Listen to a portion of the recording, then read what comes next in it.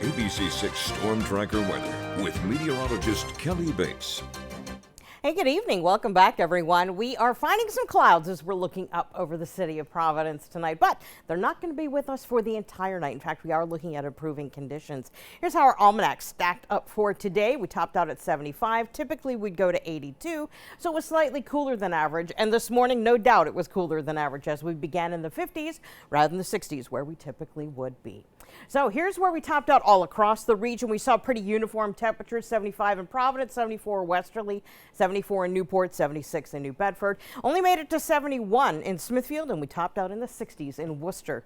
So again, cooler than average by 5 degrees or more across the region. Temps, of course, are on their way down. We're down to the 60s already in Smithfield. We have 72 right now downtown, 71 in Newport, and we're into the lower 70s in Westerly and also over towards New Bedford. Out on the block, we're at 71. But this is really the star of our show, the fact that our dew points are predominantly in the 50s. In the summertime, in southern New England, when we see dew points in the 50s, that means we have a batch of really comfortable air that is in place.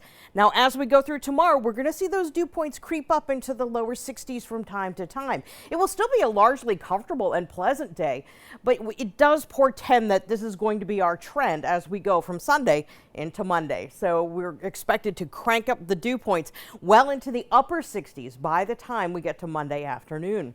Now, this is going to happen right in front of a front, so conditions are going to be ideal if we're going to develop some scattered showers, and that all could happen as soon as Monday night. I want to just take a quick look at our winds. It has been breezy from time to time. Our wind direction moving in air from the southwest for portions west of us. But along the coast, we're finding a northerly wind in place, and that's where we've gotten that comfortable batch of air from. So yes, our wind direction is changing. We do have a patch of clouds that's in place right now, but again, that's going to be moving on out as we go through the overnight hours tonight.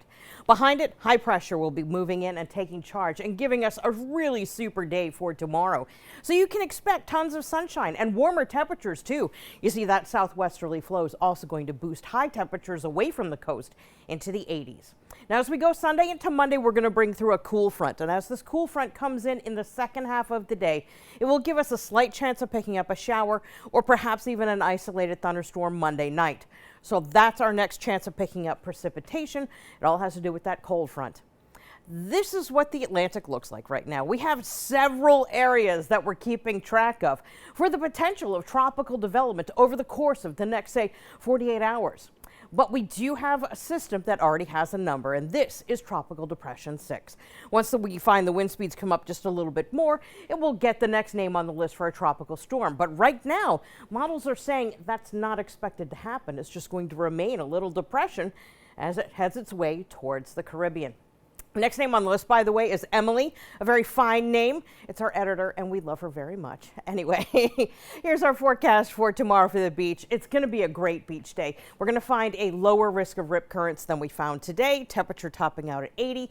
Plenty of sunshine. Nice, pleasant, comfortable, and dry. Really ideal conditions. Here's a look at our extended forecast, and we're going to see temperatures really spike as we look to Monday. Tuesday will be behind that cool front, and cooler temperatures not only will settle in for midweek, but will likely finish out the week ahead. Hey, here's Ian.